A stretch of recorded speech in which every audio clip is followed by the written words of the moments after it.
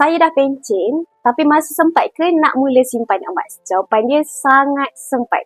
Malah, inilah waktu yang paling penting untuk kita lindungi simpanan kita. Ramai orang ingat emas hanya untuk orang yang muda je. Tapi sebenarnya emas dia sesuai untuk semua umur.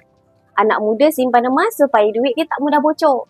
Umur 30 ke 40-an guna emas untuk dana persaraan. Dan bagi yang dah bersara, emas dia jadi pelindung nilai simpanan daripada inflasi. Sebab nilai duit ni dia makin susut setiap tahun. Tapi emas pula setiap tahun dia makin naik.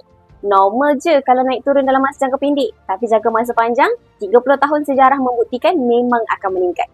Contohnya kalau belanja bulanan sekitar RM3,000, boleh je simpan emas kecil-kecil ikut keperluan.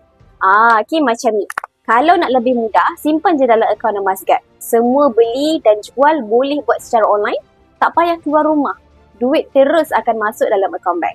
Yang penting, jangan rasa terlambat. Ramai pesara hari ni baru mula simpan emas dan masih lagi sempat nak bina simpanan yang bernilai. Kalau anda nak mula, simpan emas ikut bajet anda sendiri, tuan-puan isi je guide biru kat bawah ni yang saya sediakan. Daftar percuma je.